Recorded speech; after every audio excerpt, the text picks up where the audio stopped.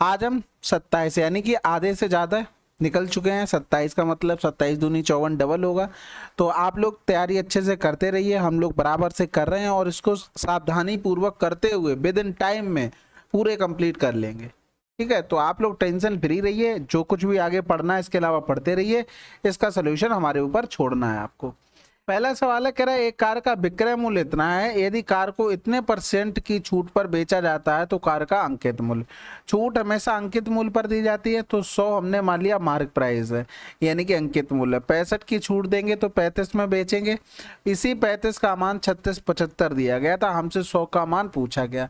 तो 5 सत्ते 35 हो गया, एक बचा 5 तिया 15 पचम 25 5 सत्ते 35, ये 100 हो गया यानी कि 10500 आंसर। अगला सवाल सिंप्लीफिकेशन है। सबसे पहले ऑफ करते हैं सॉल्व, तो 4 तिया 12 12 से 12 कैंसिल 1 माइनस का 88 हो गया, प्लस का 75 हो गया, प्लस में यहाँ पर 15 दूनी 30 हो गया, 180 हो जाएगा। ठीक है, अगर हम इसको सॉल्व करेंगे तो 13 यानी कि ये माइनस का 13 आ जाएगा, प्लस का 1 यानी कि 181 हो गया। 11 से 3 गया तो 8 बच गया, यहाँ पर 7 बचा, 7 से 1 गया तो 6, एक आंसर। अगला सवाल, जब एक वस्तु को 40% कम कर दिया जाता है तो उसकी बिक्री में 60% की वृद्धि हो जाती है। बिक्री पर निबल प्रभाव क्या है? ये प्रोडक्ट वाला सवाल है। देखो, वस्तु का मूल्य और वस्तु की बिक्री एक दूसरे से रिलेटेड होते हैं। मूल्य उसका कम होगा तो उसका क्या होगी, बिक्री बढ़ जाएगी। ठीक है, अगर इसको बढ़ा दें तो ये थोड़ी कम हो जाएगी। एक दूसरे पर रिलेट करते हैं तो डायरेक्ट करो। 40% कम कर दिया, 60% की वृद्धि कर दी, प्लस माइनस माइनस, 40 गुणे में 60 बटे में 100 हो गया। ये कैंसिल आउट हो गया, इधर करेंगे ये प्लस का 20 हो गया, इधर 6 चौक 24 हो गया यानी कि माइनस का 4 आया, इसका मतलब लॉस हो गया। नहीं समझ में आया तो प्राइस का देखो, 40% कब हुआ, 40% का मतलब होता है 20 दूनी 40 20 पंजे 100 यानी कि 5 से प्राइस 2 कम होकर 3 हो गया।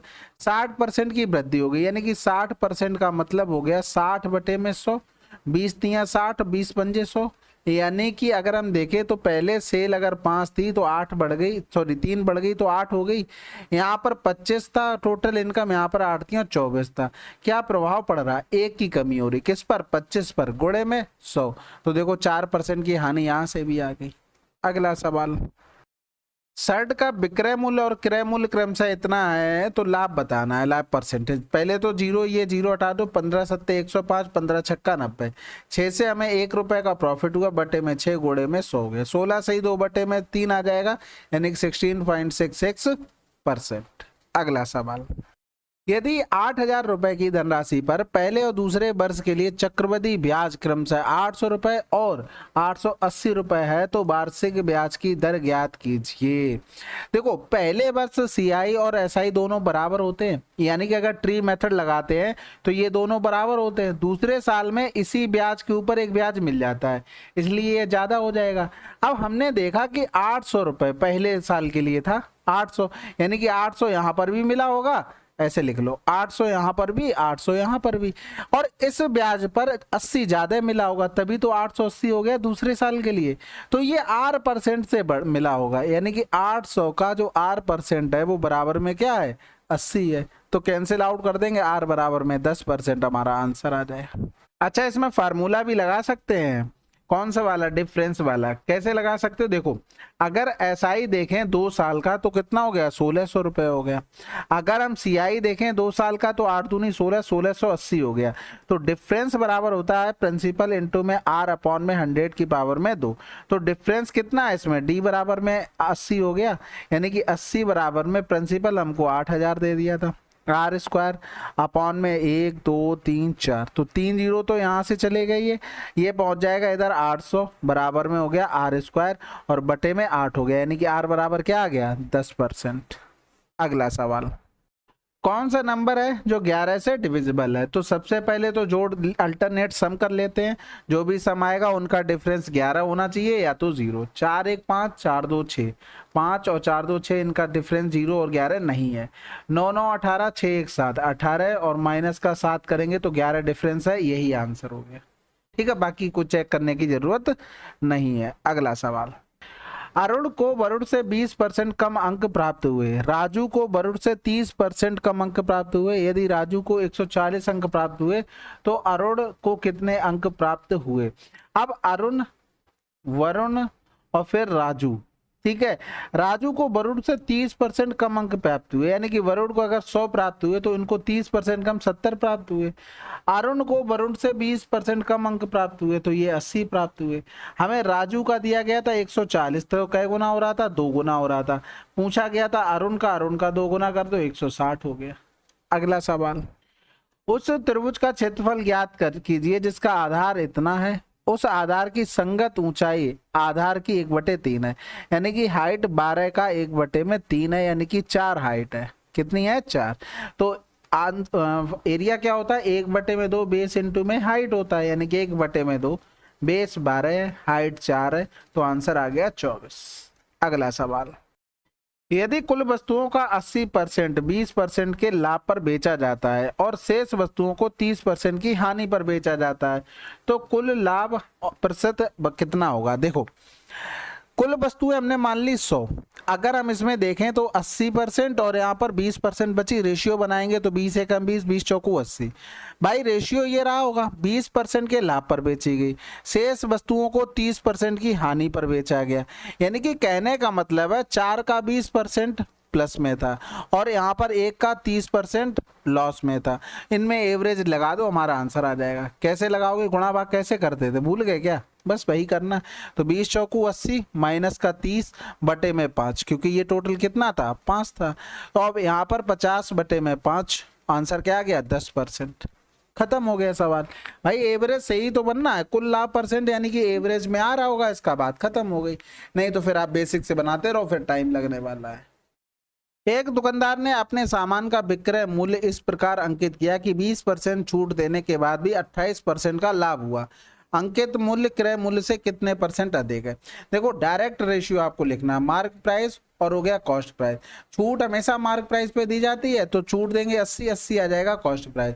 प्रॉफिट सीपी पे होता तो ये पहुंच जाएगा एमपी में। ये डायरेक्ट लिखना आना चाहिए, क्योंकि छूट हमेशा मार्क प्राइस पर दी जाती है। 20% की छूट देंगे, 80% क्या बन गया? ये सेलिंग प्राइस। और अगर हम कॉस्ट प्राइस में उसका प्रॉफिट जोड़ दें तो ये क्या बन जाएगा? ये भी सेलिंग प्राइस। दोनों को बराबर कर देंगे तो मार्क प्राइस का मान ये हो जाएगा और सेलिंग प्राइस का मान ये हो जाएगा। ठीक है, तो ये चीज आपको डायरेक्ट लिखनी आनी चाहिए। जो भी छूट वाला हो सीपी के पास आ जाएगा और लाभ होगा या हानि होगी वो एमपी पे पहुंच जाएगी। अब यहाँ पर काट लेते हैं, 8 एकम 8 हो गया, 8 एकम 8, 8 छंग 48, 2 अट्ठे 16, 2 पंजे 10। भाई कितना अधिक अंकित किया? 3 किससे? 5 से गुणे में 100 कर दिया, 5 छक्का 30 हो गया, यानी कि 60% आंसर। अगला सवाल, साधारण ब्याज पर एक निश्चित धनराशि 2 वर्षों में इतनी, 4 वर्षों में इतनी हो जाती है।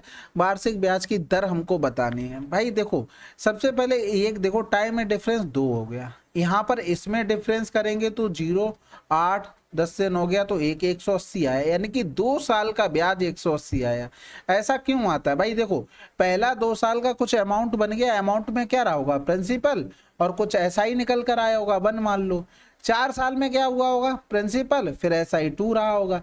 जब इसमें हम डिफरेंस करते हैं तो टाइम आ जाता है 2 वर्ष, ये कैंसिल आउट, और जो 2 साल का जो ब्याज होगा, जो डिफरेंस करेंगे SI1 और SI2, तो उसमें जो भी डिफरेंस होगा वो 2 साल के ब्याज का ही डिफरेंस आता है। तो ये 2 साल का ब्याज हो गया। अब जब ब्याज हो गया तो 900 माइनस का 180 कर देंगे। भाई ये यही तो अमाउंट लिखा था, अमाउंट में से हम ब्याज हटा दे रहे, तो ये 0, 10 से 8 गया तो 1 हो गया, और सॉरी 10 से 8 गया 2, और 8 से 1 गया 7, ये हमारे पास आ गया प्रिंसिपल निकल कर। अब आपको हर चीज तो पता है, देखो प्रिंसिपल 720 निकल आया, ठीक है। टाइम हमें 2 साल पता है, 2 साल का हमें SI 180 पता है। रेट नहीं निकाल पाओगे क्या? 720 गुणे में 2 गुणे में R बराबर में 180 बटे में हो गया 100, तो इधर कर देंगे 18 चौक 72 हो गया, ये 0 इससे कैंसिल आउट हो गया, 4 दूनी 8 हो गया, यानी कि 100 बटे में 8 का मतलब होता है 12.5%। बात खत्म हो।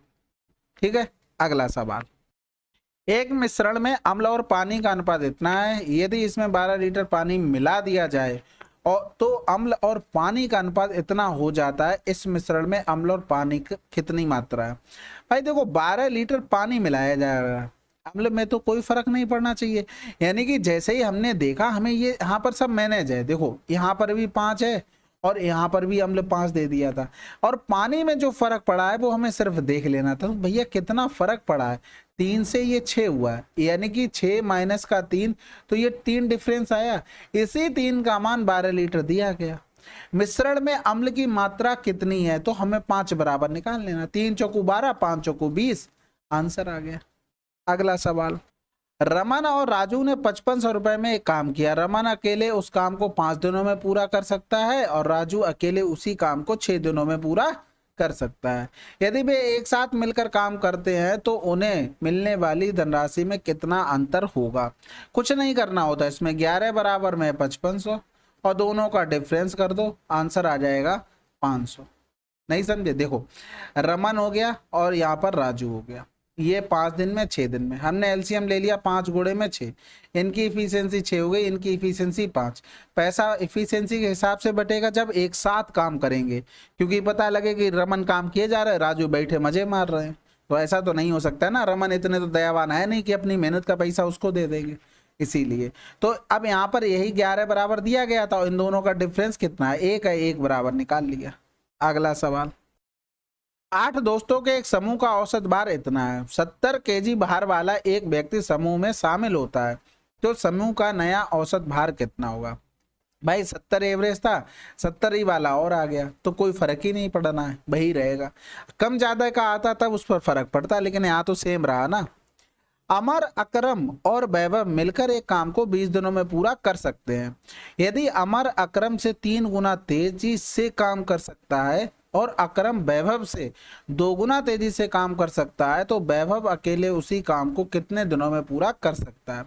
तो भैया अमर, अकरम और वैभव, अकरम वैभव से 2 गुना तेजी से, ठीक है, अमर अकरम से 3 गुना तेजी से, और तीनों मिलकर कर रहे थे 20 दिन में। ये तो इफिशियंसी आ गई, 6 2 8 1 9, 9 की इफिशियंसी से वो 20 दिन काम कर रहे थे। ये क्या आ गया, ये टोटल वर्क निकल कर आ गया। अब केवल किसको करना है, वैभव को करना है, तो वैभव भैया 1 की इफिशियंसी से करेगा, 180 दिन में निपटा देगा।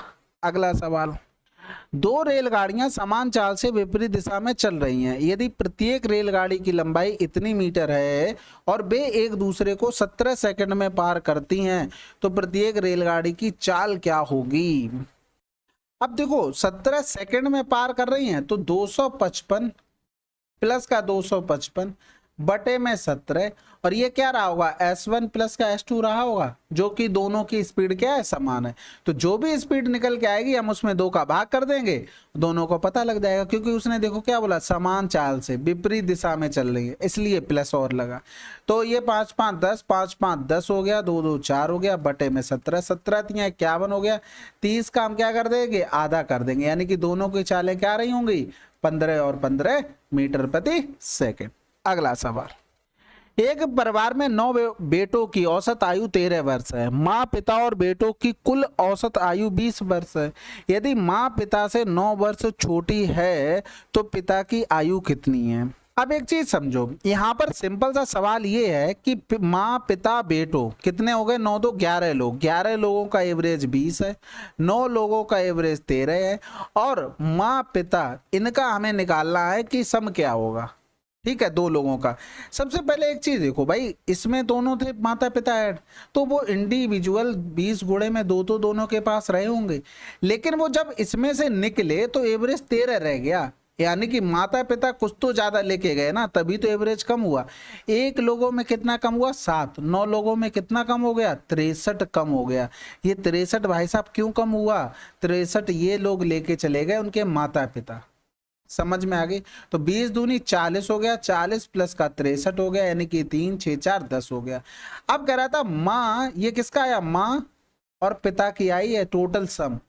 कह रहा था माँ पिता से 9 वर्ष छोटी है, तो 9 वर्ष छोटी है, जो भी एक्स्ट्रा हो रहा वो 9 हटा दो, 13 से 9 गया तो 4 बच गया, इधर 9 बच गया, यानी कि अब इसका आधा करेंगे तो दोनों की इंडिविजुअल आ जाएगी, वो इतने इतने की है, यानी कि 2 चौकू 8, 2 सत्ते 14, 2 चौकू 8, 2 सत्ते 14, ये माँ की आ गई और ये पिता की हो जाएगी। लेकिन पिता 9 वर्ष बड़ा था ना, तो वो 9 वर्ष इसमें जोड़ देंगे, तो 9 7 16 56 वर्ष आंसर हो गया।